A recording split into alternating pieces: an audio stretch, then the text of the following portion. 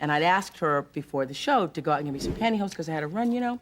And she got a size too small. And so just as I was standing there, they slid down. You felt the pantyhose? Yeah. That's a horrible feeling when you're on The Tonight Show with Johnny Carson and your pantyhose are right here. A feeling I hope to... For 30 years, The Tonight Show desk was the most dangerous seat in television.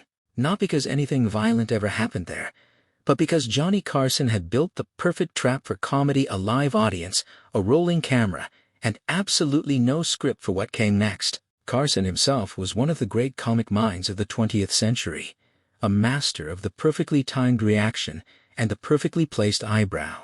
He could carry a weak guest through an entire segment on charm alone, rescuing a flat joke with a deadpan glance at the camera that got a bigger laugh than the joke itself. But even a host that skilled needed something to react to. He needed a guest willing to take a risk, to wander off the peer interview notes the producers had prepared, to trust that whatever came out of their mouth next would be funnier live than it ever could have been rehearsed. Across 3 decades, a select group of guests gave him exactly that, again and again. They didn't just tell jokes.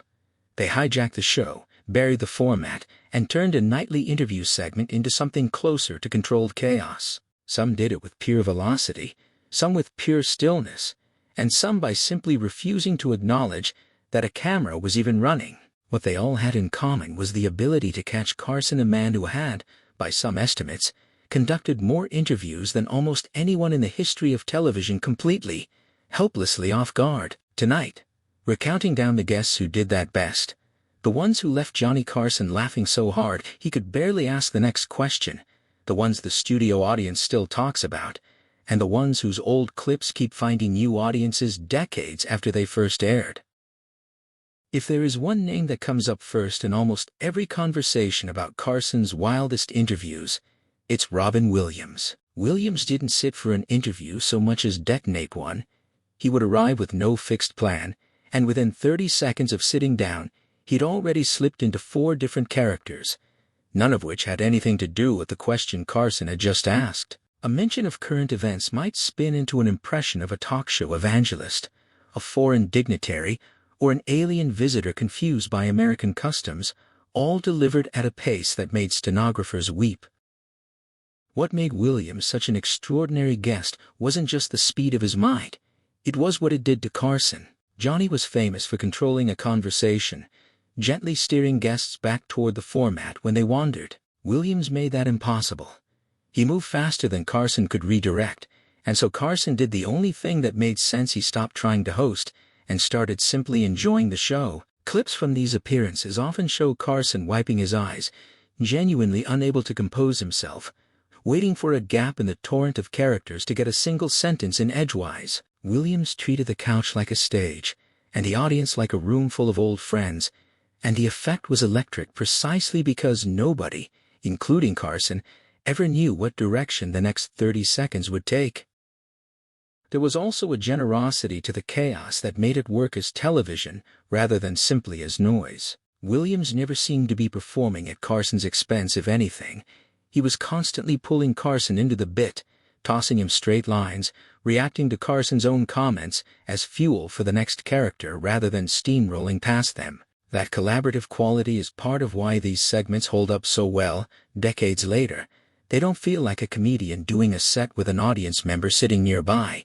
They feel like 2 performers genuinely building something together in real time, one of them just happening to be moving at roughly triple the speed of a normal conversation. Where Robin Williams overwhelmed Carson with unpredictable energy, Rodney Dangerfield did something almost opposite, and somehow just as disarming. Dangerfield built an entire persona around one running idea: that his life was a non-stop parade of small humiliations, delivered in that unmistakable rasping voice, with his collar tugged and his eyes darting nervously around the studio. Every visit followed a loose structure. His wife, his doctor, his childhood, his general bad luck, but the specific misfortunes he described were so absurdly exaggerated, and his delivery so relentlessly deadpan about his own suffering, that Carson rarely made it through a full routine without breaking. Part of the comedy came from rhythm. Dangerfield had an internal metronome that never let a laugh line breathe too long, stacking one complaint on top of another, until the audience and Carson along with them was laughing at the sheer accumulation of misery as much as any individual lie. Carson genuinely admired stand-up craftsmanship, and Dangerfield's sets were a masterclass in construction, tight, escalating, and utterly without mercy for himself. Watching Carson watch Dangerfield, you get the sense of one professional appreciating another at the absolute top of his game, laughing not just at the jokes, but at how perfectly they were built. Joan Rivers occupied a special place among Carson's regulars because she was one of the very few people capable of making Johnny himself the target of the joke and getting away with it completely. Rivers had a rapid-fire, gossip columnist energy, weaving in celebrity anecdotes, self-deprecating asides about her own looks and love life, and sharp observational bits about the absurdities of Hollywood glamour. She talked fast, interrupted freely, and treated Carson less like an authority figure and more like a co-conspirator in on the joke. That dynamic produced some of the show's most genuinely spontaneous laughter. Because Carson wasn't performing amusement for the cameras, he was actually caught off guard. Rivers had an instinct for finding the exact place in a story where the audience expected one outcome and delivering something sharper and funnier instead. She also wasn't afraid of dead air.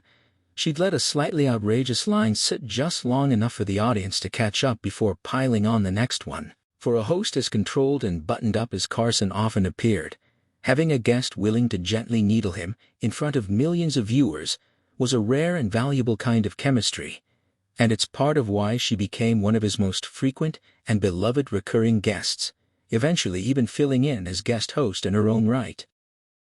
If Joan Rivers occasionally poked fun at Carson, Don Rickles built his entire career on doing it constantly, aggressively, and with obvious affection buried under the insults. Rickles walked onto the Tonight Show stage the way a boxer walks into a ring, already throwing punches before he'd even reached the couch. Carson was frequently his first target. His tenure on the show, his mannerisms, his wardrobe, all fair game within seconds of sitting down.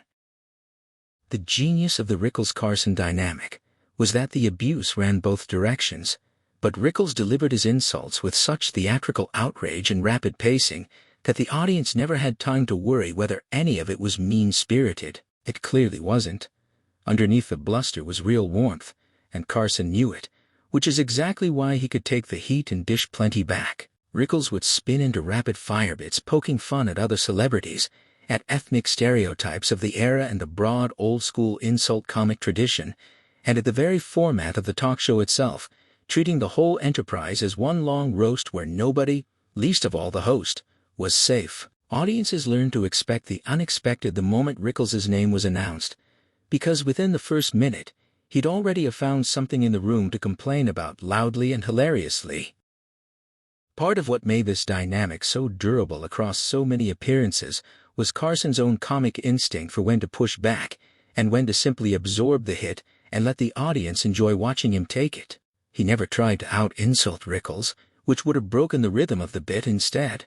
He played the exasperated straight man, occasionally landing a quiet retort that got an even bigger laugh precisely because it was so restrained by comparison. That contrast in styles, Rickles' boundless theatrical outrage against Carson's dry, understated needling, became its own kind of comic duet, one the audience could recognize and look forward to the instant Rickles walked through the curtain. Bob Newhart offered Carson something almost nobody else could, an interview guest whose comic instincts ran in the exact opposite direction of chaos. Where other guests brought volume and speed, Newhart brought stillness. He'd tell a story in a flat, hesitant, almost apologetic voice, stammering slightly as if he were genuinely unsure how to phrase things, building toward a punchline so understated that its absurdity only landed a beat or two after he'd already moved on. That contrast was exactly what made him lethal in this format.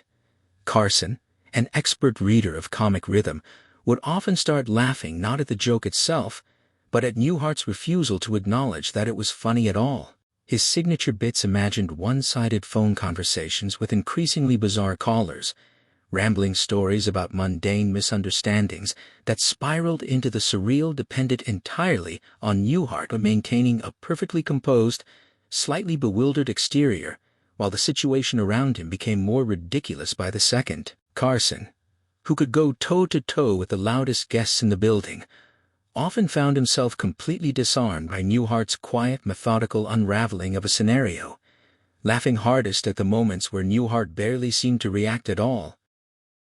Betty White built a reputation over decades on television as an impossibly warm, wholesome presence, which made her one of the most effective comic ambush artists Carson ever hosted. She'd begin a story in the gentlest, most grandmotherly tone imaginable, lulling the audience into thinking they knew exactly where things were headed, and then land a punchline sharp enough to catch everyone, including Carson, completely off guard.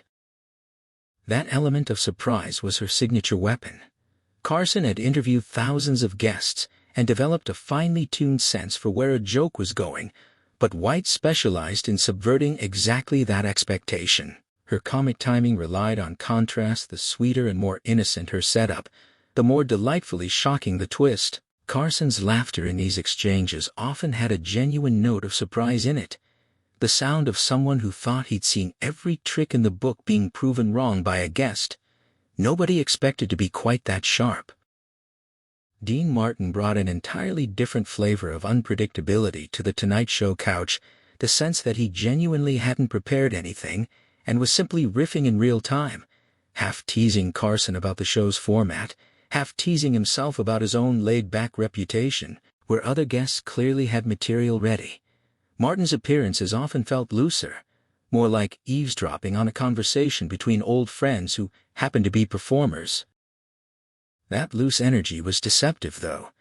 Martin knew exactly what he was doing, using his relaxed, unhurried delivery to set up jokes that landed with more punch precisely because nobody saw them coming from someone appearing so at ease. He'd tease Carson about plugging things, wander into stories about excess and indulgence delivered with a wink, and generally treat the entire interview format as something to be gently mocked rather than respected. Carson clearly loved it, because Martin's improvisational style forced him to abandon his usual list of prepared questions and just follow wherever the conversation happened to drift, which often turned out to be somewhere considerably funnier than the script would have allowed. Steve Martin brought a very particular kind of confusion to Carson's stage, the sense that he might be being completely sincere or completely ridiculous, and that there was no reliable way to tell which. He'd deliver outlandish claims and non-sequiturs with total conviction, refusing to signal to the audience whether they should be laughing, which somehow made the material funnier than a punchline ever could. Carson, a host who prided himself on being able to read exactly what a guest was doing, often found himself genuinely stuck, trying to figure out whether Martin's latest bizarre anecdote was an elaborate joke or an actual story, and that uncertainty became the comedy itself. Martin had a gift for treating absurd premises as mundane facts of life, discussing them with the same tone he might use to describe his weekend plans, and letting the sheer commitment to the bit carry the laughs. It was a style built on audience trust rather than traditional setup and punchline structure, and it worked precisely because Carson never quite knew what was coming next, which kept his reactions completely unguarded and real. Dolly Parton had a gift for lulling an audience into warm, sentimental territory before pulling the rug out with a perfectly timed joke, often at her own expense. She'd start describing her humble beginnings or her family back home with what sounded like total earnestness, drawing the audience into genuine emotional investment, and then puncture that mood with a line so unexpectedly funny that the tonal whiplash became part of the joke. Carson responded to this the same way audiences did, caught genuinely off guard by the turn, laughing not just at the line itself but at how skillfully she'd set it up. Parton's willingness to poke fun at her own image, her appearance, and her rural roots, combined with obvious warmth and total command of her comic timing, made her one of the guests Carson seemed most delighted to have returned again and again. She never relied on any single type of joke twice in the same way, which kept even Carson, a veteran of thousands of interviews, unable to predict where any given story was actually headed. Burt Reynolds spent much of his career as one of the biggest movie stars in the world, and he seemed to take particular delight in using his Tonight Show appearances to dismantle that image piece by piece. Whenever Carson set him up to play the confident leading man, Reynolds would puncture the moment with self-deprecating honesty about his insecurities, his physical mishaps on set, or the gap between his on-screen persona and his actual, considerably clumsier reality. That willingness to be the butt of his own jokes gave the interviews an unusually loose, genuine feel. Carson clearly enjoyed watching a major star refuse to take himself seriously, and Reynolds' comic instincts were sharp enough that the self-deprecation never felt like false modesty. It felt like genuine, well-crafted comedy. He'd tease his own reputation as a sex symbol, undercut dramatic stories about his stunt work with an admission of cowardice, and generally treat his own celebrity as material to be mined rather than protected, which made for some of the most disarmingly funny exchanges of Carson's career. By the time George Burns became a Tonight Show regular, he had been in show business for the better part of a century, and he treated the subject of his own advanced age not as something to avoid but as prime comic territory. His stories about doctor visits, aches, and the general indignities of getting older were delivered in that unmistakable gravelly voice, with a cigar seemingly permanently attached to his hand, and the combination of subject matter and delivery caught Carson off guard every single time. What made Burns so effective was the total absence of self-pity in material that from anyone else might have sounded melancholy. He treated mortality itself as a punchline waiting to happen, finding the absurd in medical exams, dietary restrictions, and the general slowing down of a body that had clearly seen a lot of life. Carson, who was still relatively young by comparison during many of these appearances, seemed to find real joy in watching someone with Burns's decades of experience refuse to be anything other than funny about the very things most people found frightening. Buddy Hackett may have told the longest, most meandering stories of any guest Carson ever hosted, and that length was entirely the point. Hackett specialized in the Shaggy Dog story, a rambling tale full of odd characters, strange detours, and dialogue that seemed to be going absolutely nowhere, all building toward a single punchline that, when it finally arrived, retroactively justified every winding minute that preceded it. Carson, who understood better than almost anyone how difficult it is to sustain a story that long without losing an audience, seemed to genuinely marvel at Hackett's control of pacing.